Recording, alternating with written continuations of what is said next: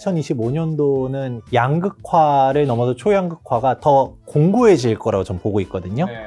지금 그렇게 적극적으로 움직이지 않아요. 무주택자분들도 좀 탄핵 정국 덕분이라고 말하기 좋을지 어쩔지 모르겠지만 가격이 좀 흔들린다고 하면 내 집 마련의 찬스인가 생각해 볼 수도 있고, 1주택자분들도 막 너무 급하게 움직여야 되는가 라는 생각도 하거든요. 그런데 지금 가장 흔들리는 사람들이 다주택자입니다.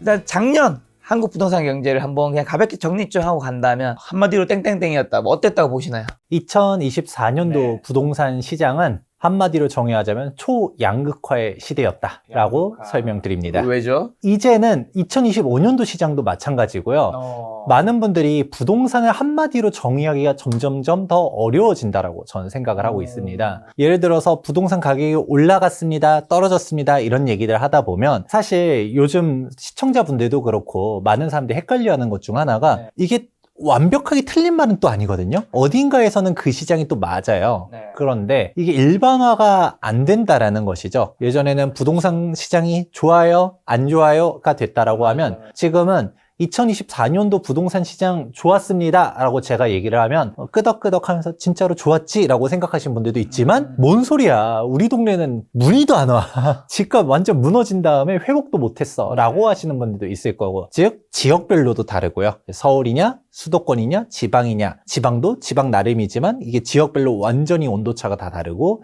똑같은 서울이라 한다 하더라도 서울 외곽이냐 중심지냐, 그리고 여기서도 아파트냐 빌라냐, 신축이냐 구축이냐 다 시장들이 달라지고 있는데, 이거를 한마디로 요약해서 얘기하면 사실상 파편화되고 있고 초양극화다. 오르는 곳들만 엄청나게 올라갔다라고 정리해 볼 수 있습니다. 그 초양극화에서 모든 시장을 여쭤볼 수는 없으니까 수도권만 좀 여쭤봤을 때 올해 1월에서 12월이 상반기랑 하반기가 분위기가 굉장히 많이 달랐던 것 같은데 실제로 집값은 어떻게 좀 흘러갔나요? 상반기와 하반기라고 하지만 정확하게는 2024년도 8월까지만 하더라도 불장이었습니다. 불장이었죠. 네, 아마 다들 기억하실 텐데 2024년도 초만 하더라도 사람들이 안 좋다 뭐다 말들은 했었지만 거래량이 재미있게 막, 제가 기억이 정확하지 않을 수 있어요. 2024년도 2월 달에 거래량이 2천이었다가 3월 달에는 3천대였다가 서울 아파트 기준입니다. 4월 달에는 4천, 5천, 6천 이렇게 쭉쭉쭉 가다가 8월이었나? 월 거래량입니다. 네, 월 거래량이, 서울 아파트 월 거래량이 8월 달에는 1만 건 직전까지 갔었거든요. 이게 1만 건이라는 거에 대해서 사람들이 좀 이해를 해보셔야 되는데, 예전에 거래량이 한 몇 천 정도면 국지적으로 움직일 수도 있지만 1만 건씩 아파트가 거래가 되기 위해서는 강남, 마용성 이 정도만 거래돼서는 안 되고요. 노도관까지 거래가 확 될 때가 그 정도로 거래량이 확 튀게 됩니다. 즉 서울 외곽으로도 온기가 퍼지고 있고, 서울 외곽으로 온기가 퍼진다는 얘기는 수도권에서도 주요 지역들 중심으로 해서 거래량이 빠르게 돌고 있었다가 근데 제가 8월 말부터 좀 달라졌다는 얘기 해드렸잖아요. 8월 말에 많이들 알고 계시겠지만 이 이복현 금감원장님께서 은행들 보고 대출 자율규제 알아서 잘해라, 알잘 딱깔셈 몰라? 지금 가계대출이 얼마나 문제인데 하면서 이렇게 딱 은행들 겁주기 시작하니까 다들 알아서 다주택자 대출을 멈추는 곳도 있고, 일명 조건부 전세자금 대출이라고도 하죠. 전세 낀 대출이라든가 아니면 갭 투자하는 거에 대해서 세입자 전세자금 대출도 막아버린다든가. 근데 이게 또 정부의 대책이 아니다 보니까 어느 은행은 되고 어느 은행은 안 되고, 어느 은행은 A에 대한 조건은 되는데 B는 안 되고, 어느 은행은 또 다 되고, 이게 왔다 갔다 하면서 혼란스럽게 됐었고, 그러면서 이제 하반기에 거래량이 다시 확 꺾이기 시작했거든요. 그러다가 원래는 25년 상반기에 다시금 금리 낮아지면서 회복할 거라고 예상을 했었지만 2024년도 12월 달에 그 누구도 예상을 못했었던 그 사건, 이제 비상계엄이 터지고 탄핵 정국이 되면서 2025년도 상반기 때 이제 탄핵 심판이 어떻게 되는지를 다들 그걸 예측해 보고 있잖아요. 이제 그런 상황이 되면서 지금 현재 거래량이 완전히 얼어붙었다로 볼 수 있습니다. 지금 11월 거래량은 어느 정도 났나요? 서울? 네, 서울 아파트 거래량은 3천 건대로 지금 현재 집계가 되고 있습니다. 생각보다는 엄청 떨어지진 않은 것 같은 느낌도 드네요. 1000건 미만 뭐 그런 건 아니네요. 그래서 사실은 원래 이런 비상계엄 사태가 터지기 전만 하더라도 그렇게까지 고민을 하지 않았었어요. 왜냐면 대출 규제를 했었다는 것 자체가 수요 네. 억제 정책이잖아요. 그러니까 이제 매도자들이 좀 급하게 움직여야 좀 실제로 급매물도 출하하고 해야 이제 가격대들이 좀 떨어지는데, 소유자들 같은 경우는 좀 고고하게 있었었고, 뭐 그냥 기다리다 보면 거래될 텐데 라고 했었고, 실제로 현장에서도 거래가 완전 안 되지도 않았었고요. 매수하려는 사람들은 꾸준히 시장을 찾았었거든요. 그런데 갑자기 이제 12월 달에 이렇게 훅 꺾이게 되니까 매도를 해야 되는 사람들 중에서도 약간 타이밍이 다가오는 사람들 있잖아요. 일시적 2주택이라든가 아니면 이제 잔금을 좀 어느 정도 쳐야 될 게 있다든가 아니면 자금이 조금 스케줄상 매도를 해야 된다든가, 이런 사람들이 25년도 상반기에도 그렇게 수월하게 팔릴 것 같지 않나 보이니까 좀 급매물을 실제로 마포구나 성동구 정도만 된다 하더라도 나오고 있다. 근데 반면 강남 같은 경우는 아직은 흔들리진 않고 있다. 부동산 시장에 금리 낮추는 것이 당연히 좀 영향이 있을 것 같은데, 어떤지랑 금리 인하 속도에 따라 집값은 영향을 좀 받을까요? 그렇죠. 아무래도 2025년도 상반기에 사람들이 좀 가격이 올라갈 거라고 봤었던 것 중 하나가, 큰 키워드 중 하나는 일단은 공급량 자체가 2026년도 이후로는 공급 절벽을 얘기할 정도로 서울부터 시작해가지고 본격적인 공급량이 쭉 감소를 하기 시작하거든요. 그런 와중에 금리까지 낮아져? 그러면 그동안은 금리가 워낙 높다 보니까 매수에 대한 저항들이 있었었고, 실제로 가장 최근이었었던 2024년도 8월부터 11월까지는 이게 별다른 이슈가 있어서 거래가 멈춘 게 아니라 원래는 쭉 올라가던 분위기 속에서 대출에 대한 압박들을 하면서 일시적으로 멈췄거든요. 그게 오히려 폭발할 것이다 라고 봤었다면, 근데 2025년도 상반기 때는 오히려 탄핵 국면으로 넘어가지면서 오히려 수요 위축 그리고 공급 증가로 인하여 급매물이 좀 나올 거다라고는 보고 있는데, 오히려 2025년도 상반기가 저는 거꾸로 기회라고는 생각하고 있습니다. 내림 마련의 기회인데 그게 일단은 금리가 낮아지고 있다. 그렇다 보니까 매수자분들 중에서도 지금 좀 잘 눈여겨봐야 되는 거 아니야? 라고 하시는 분들 실제로 많고요. 이게 지금도 애초에 기준금리는 내려가고 있었지만 은행에서 스프레드라고도 하죠. 가상금리를 높여가지고 인위적으로 주택담보대출 금리를 4에서 5%대로 높여놨는데, 결국은 기준금리 자체가 쭉 다시금 내려가게 되면 어쨌든 간에 대출금리가 완화될 것이고 주택 매수가 수월해질 것이다. 어떻게 따지면 이제 상반기 때 분명 심리적으로는 위축되는 게 맞지만 이 부분을 어느 정도 상쇄시켜줄 수 있는 요소 중 하나가 바로 금리 인하다라고 설명해 드립니다. 원래 내년 상반기가 금리 인하들이 예정돼 있고 했기 때문에 분위기가 조금 좋아질 거라고 봤는데, 계엄령이라든가 대통령의 그런 것들로 인해서 안 좋은 분위기가 좀 더 이어질 수 있는데, 그때가 오히려 좀 매수할 기회라고 보시는 것 같네요, 소장님은. 네, 맞습니다. 결국은 한마디로 표현하자면 저는 2025년도를 상저하고라고 표현하거든요.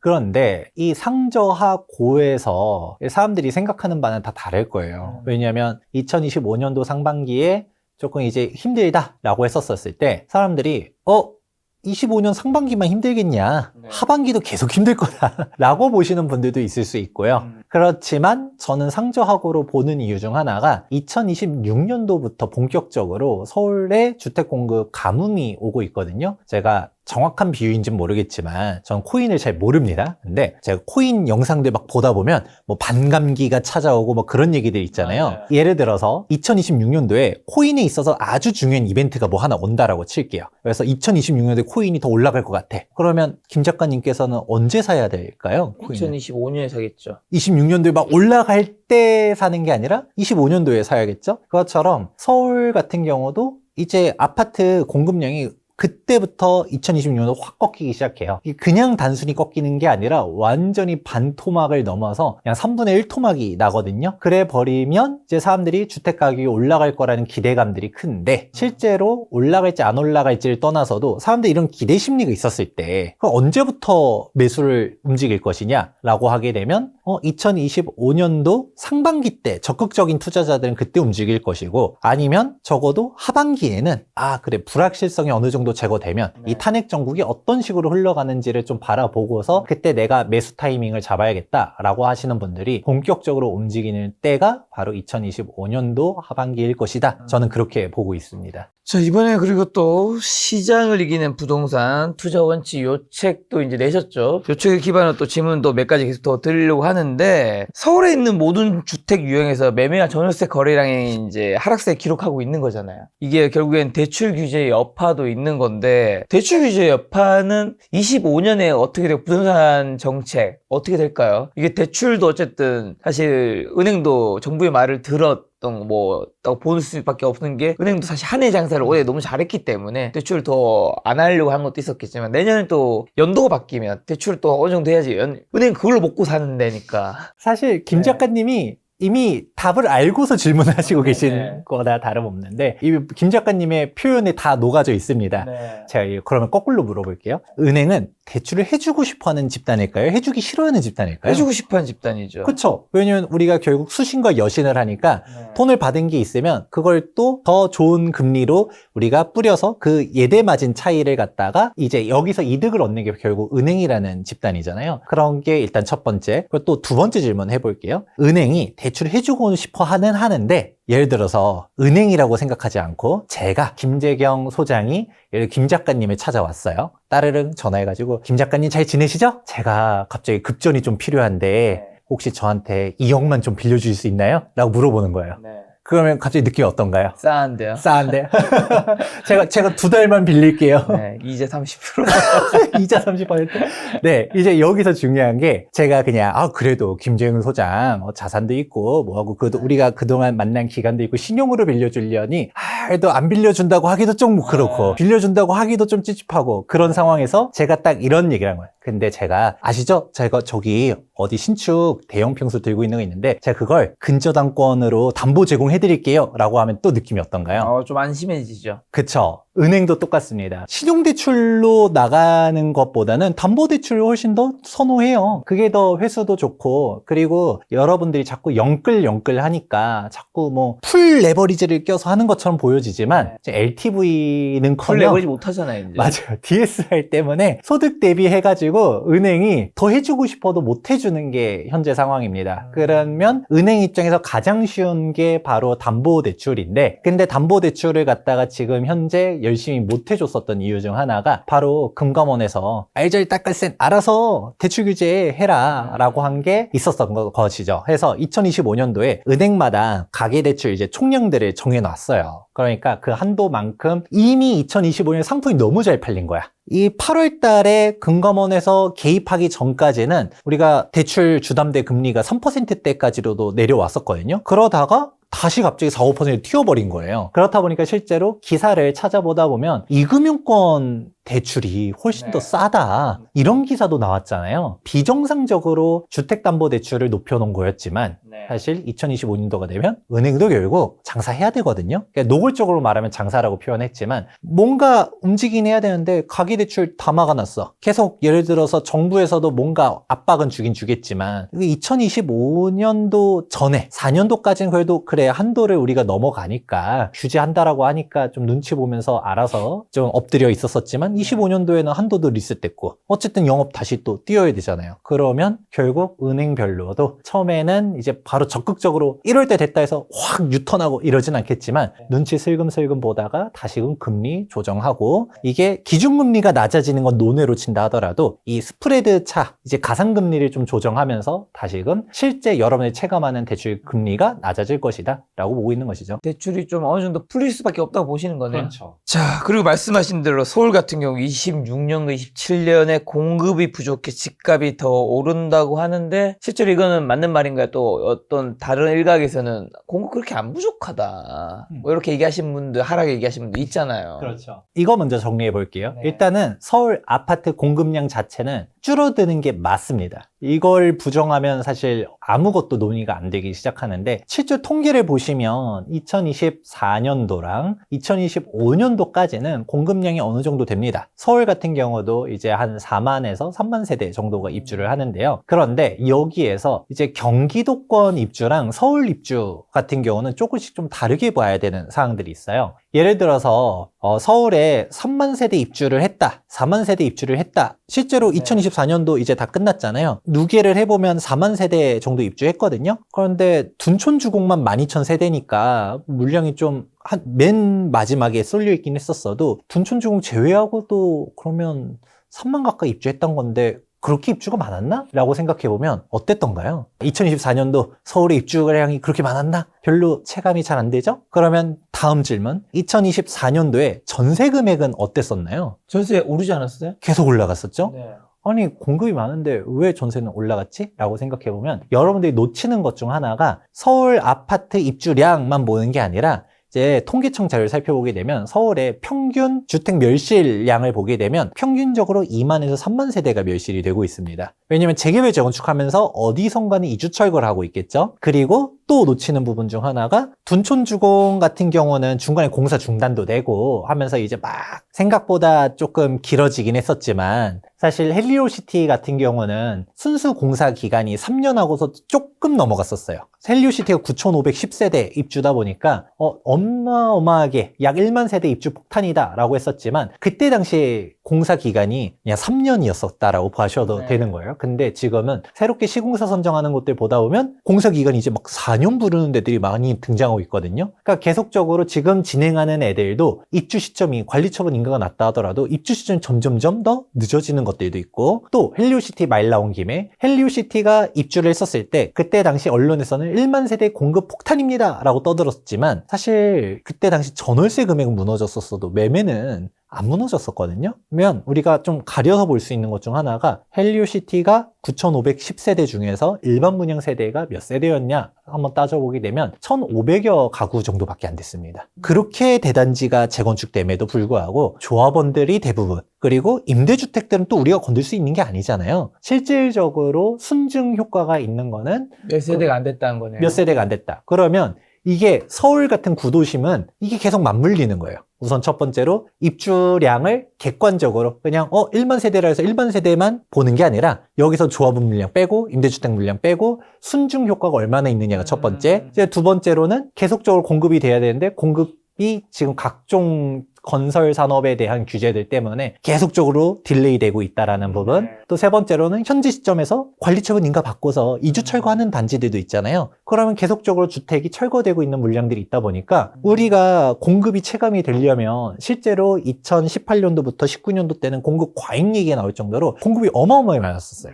그래서 그때 당시에 전세 가격은 엄청나게 안정됐었거든요. 근데 지금은 전세가 계속적으로 불안하잖아요. 그 이유가 우리가 체감할 만큼 공급이 나오고 있지 않았다. 그러면 여기서 중요한 게 공급은 2024년도랑 5년도까지는 어느 정도 있지만 우리가 그렇게까지 체감은 잘 안 돼요 라고 하고 있었어도 2026년부터는 이제 어떻게 되느냐. 서울 아파트 입주 물량이 현재 아파트 모집 공고 기준으로 누계된 거는 한 8천 몇백여 건 정도 돼요. 근데 아직 일반 분양 더 나올 것들이 있거든요. 그러면 지금 현재 추산키로는 1만 건 좀 넘은 정도로 이제 입주할 걸로 이제 추산이 되고 있어요. 그러면 3분의 1 토막이 난 거죠. 근데 여기서 더 중요한 거는 1만 건 입주라고 해도 일주가 있잖아 라고 보는 게 아니라 여기에서 이제 멸실되는 물량들이라든가 이런 것들을 생각해 보게 되면 현실적으로는 주택이 순증이 아니라 순감의 시대가 올 것이다 라는 것이 우선 첫 번째. 그리고 두 번째로는 2026년도부터는 이제 더 문제가 공급이 될 만한 데가 어디가 있느냐라는 거 생각해 봤었을 때 김 작가님은 예를 들어서 내 집 마련을 한번 새롭게 한다라고 가정을 해볼게요. 어떤 아파트가 좋으세요? 신축이요. 신축? 그리고 서울의 상급지. 서울의 상급지. 아니면 역세권, 대단지, 그 이런 대단지, 식으로. 1000세대 이상. 1000세대 이상. 아주 중요한 포인트. 로얄층. 이제 여러 가지가 있는데, 많은 사람들이 나 홀로 아파트 별로 안 좋아해요. 안 좋아하죠. 요즘 커뮤니티도 요즘 신축은 완전 또 차원이 다르잖아요. 너무 좋더라고요.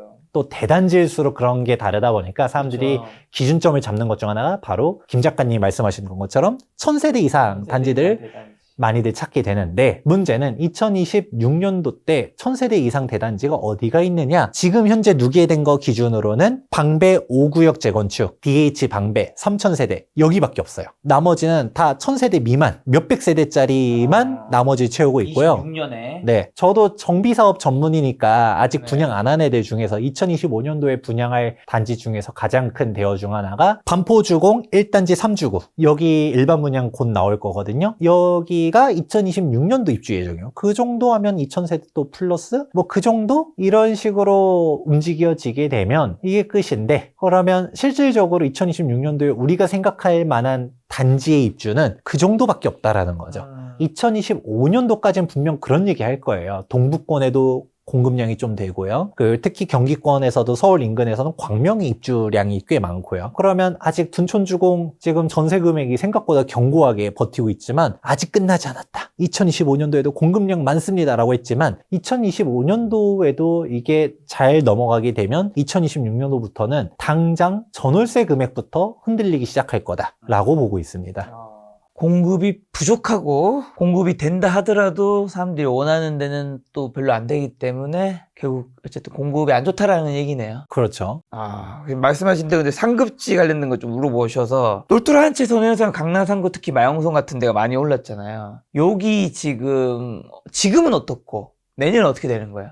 요즘에는 어때요? 강남 상구 마용성? 이제 강남 상구랑 마용성이를 우리가 통칭해서 말하지만 사실 강북 3대장 마용성에서도 사실 용산은 이제 사실 이쪽으로 빠져야 되죠. 그렇죠. 평당가로만 보면 송파보다도 위가 용산입니다. 지금 실제로도 조정대상 지역이자 투기거래 지구가 딱 4군데, 강남 상구랑 용산구 이렇게 묶여 있잖아요. 이 4군데는 좀 묶어서 볼 필요가 있는데 우선은 현재 기준으로 흔들린다는 얘기 했었어도 강남은 견고합니다. 이 4개가 견고하다는 거예요? 강남구만 견고하다는 거예요? 강남 상구랑 용산구가 현재까지 견고하다라고 얘기를 해드리고, 그런데 여기서도 상급지. 진짜 강남에서도 상급지라 한마디로 말하면 이제 구안에서 동을 말하는 거겠죠? 그쵸. 반포동이나 압구정동이라든가 이런 곳들은 문의가 지금도 많습니다. 급매물 많다던데요 하면서 전화 오는데 급매 없거든요. 혹시 급매 있나요? 라고 하면서 계속적으로 오히려 문의가 많이 오고 관심들이 많다라고 할 수 있는 반면 마포구랑 성동구만 하더라도 위치가 좋거든요. 당장 여기 김 작가님 여기 마포구. 스튜디오도 마포, 공덕 얼마나 좋아요. 교통의 중심 다 할 수 있는데 요즘 좀 떨어졌다는 얘기 들려요. 근데 마포구만 한다 하더라도 급매가 좀 나옵니다. 지금 그런 식이고, 그럼 마포구만 해도 마포 성동만 해도 이렇다라는 얘기는 더 뒤에 단지들은 사실 신축이냐 아니면 여기서 얼마나 떨어져 있냐 뭐 이런 거에 따라서 더 다르긴 하겠지만 전반적으로는 현재 시장 분위기가 그렇게 썩 좋지는 않다. 이게 또 양쪽은 아니겠죠. 지금 강남 상구 뭐 여전히 뭐 좋다고 하지만 이거 분위기 가면 강남도 결국에는 예를 들면 지난 2021년 꺾일 때 뭐 많은 분들이 그런 얘기 했잖아요. LTV였나요? 15억 이상 대출 안 된 게 있었잖아요. 맞아요.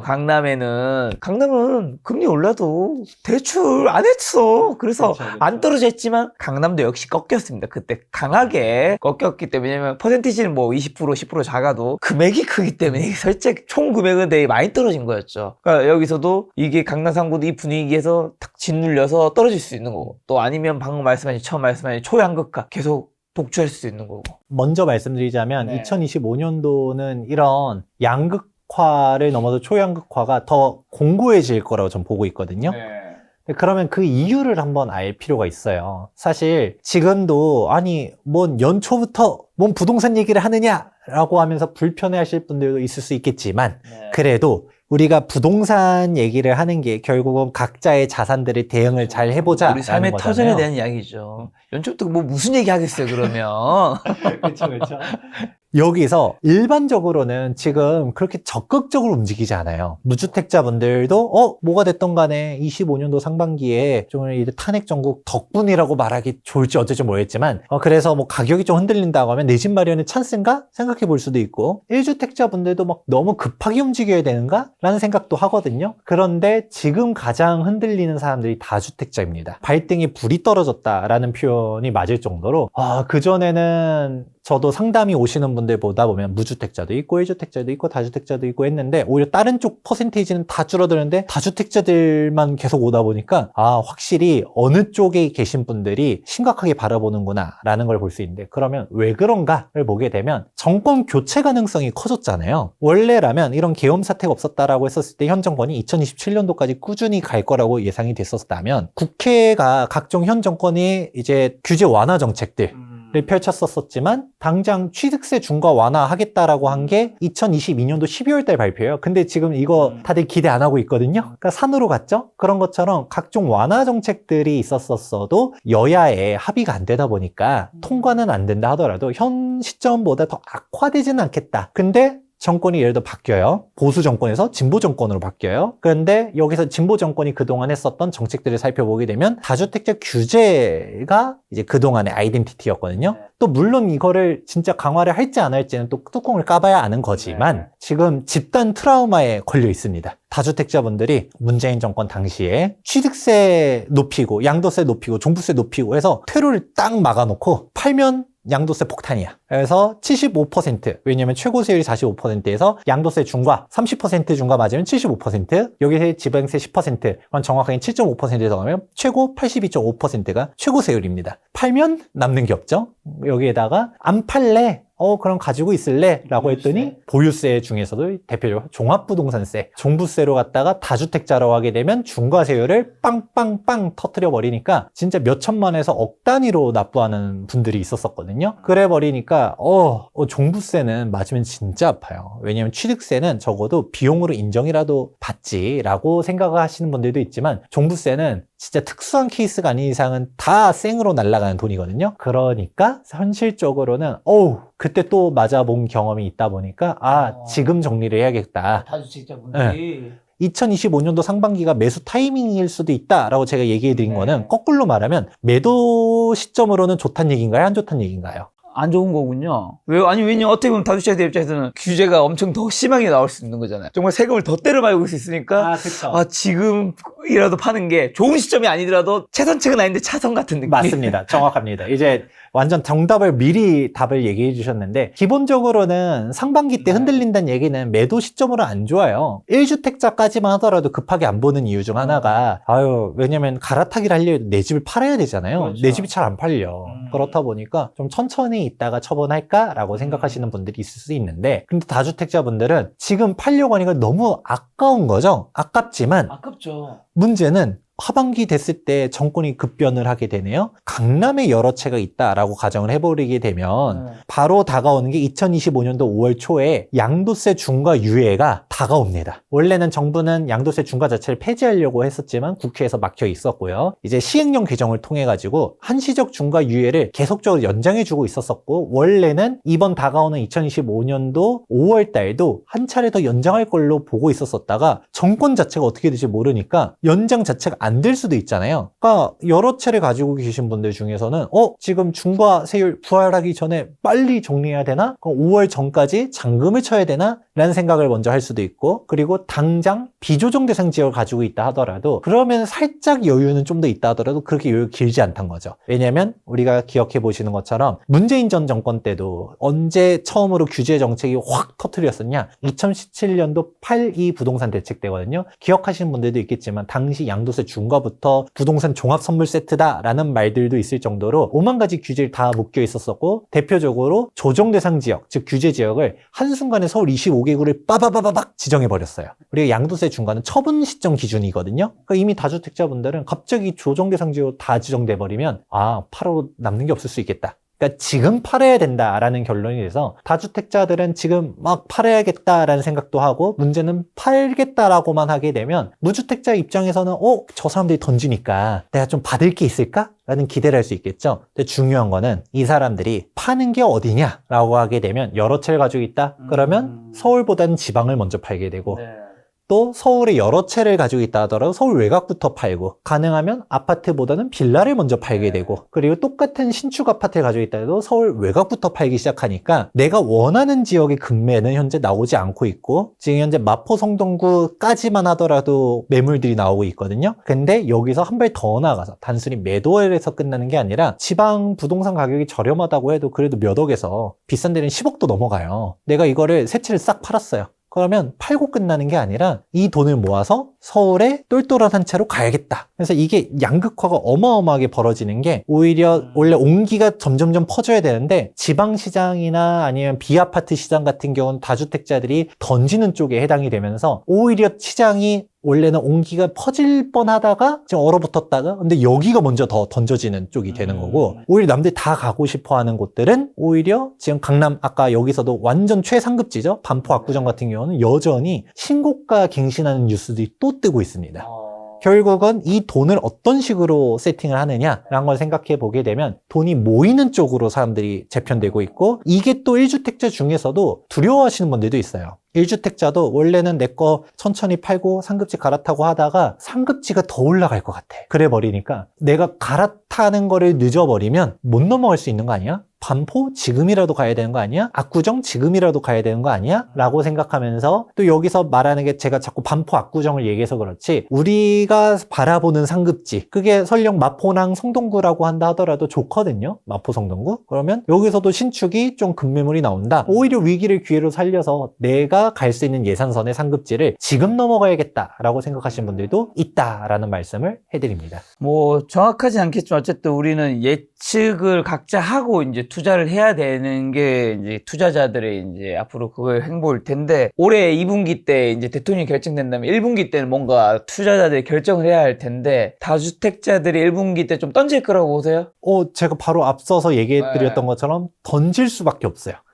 제일 보수적으로. 왜냐면 이게 대통령이 누가 될지 누가 될지도 모르고 어느 정도 그래도 가닥이 보이는 부분이 있긴 하니까. 그렇긴 하죠. 그렇긴 하고 지금 아직 정확하게 공약도 안 나오긴 했지만 그동안의 발언들을 통해서 유추해 볼 수 있는 것도 있고 그렇다 보니까 지금 현재 가장 두려움에 떨고 있는 분들은 다주택자분들.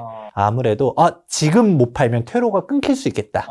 그러니까요. 라고 생각하니까. 있을 것 같아요. 그렇죠. 공포감이 좀 있죠. 그래서 앞서서도 설명이 드렸던 거 다주택자들이 적극적으로 움직이고요. 오히려 무주택자나 1주택자는 지금은 그렇게 당장 움직여야 될 필요는 없다라고 생각하시는 분들도 좀 있고요. 지금 실제로 액션으로 움직여지시는 분들이 다주택자분들이다. 근데 다주택자분들이 파는 것들이 물론 이제 상급지보다 밑에 급지부터 팔기 시작할 테지만 막 이런 파는 것들이 쓰나미처럼 분위기가 휩쓸려서 서울에 말씀하신 강남 3구 같은 최상급지도 그 쓰나미에 같이 좀 휘청할 수 있는 그런 것도 있잖아요. 물론 말씀하신 대로 이걸 팔아서 이걸 살 수도 있지만 안 살 수도 있는 거잖아. 모르는 일이죠. 지금 분위기로는 사실 오히려 더 똘똘한 한 채가 심화된다라고 생각을 하는 것 같아요. 왜냐면 우리가 이미 2번 경험을 해봤잖아요.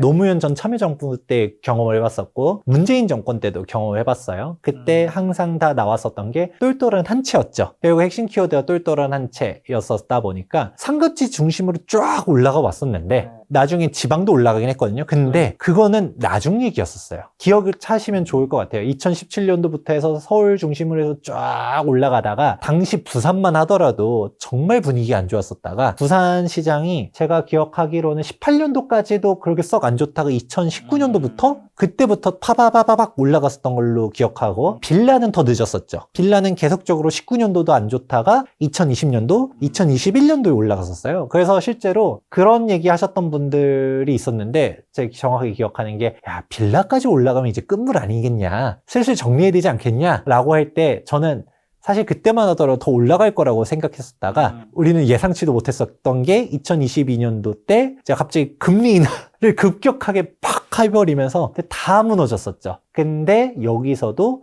그때 그렇게까지 와야지 이제 강남도 무너지고 다 무너졌었지만 사실 시장이 다시금 2023년도부터 회복을 할 때도 먼저 빠지는 데는 외곽 지역부터 비아파트부터 빠지는데 회복하는 거는 강남부터 회복하네. 그런 학습 반복 학습 효과들. 된 것들이 있군요. 그렇다 보니까 사람들이 이게 뭐 모르죠. 역시 정책을 펼치는 사람들 중에서도 이미 2번이나 실패했는데 또 그런 실패의 정책을 또 내놓겠어? 다주택자 규제 강화는 똘똘한 채 되는 것도 모르가 몰라? 라고 할 수 있겠지만 그런데 또 할 수도 있는 거죠. 그러면 또 한다라는 전제 조건에서 보면 내가 상급지 진입 타이밍은 결국은 빨라야 된다 라는 생각하시는 분들이 많다 보니 지금 상급 지역들부터 해서 여전히 빠르게 움직이고 있다.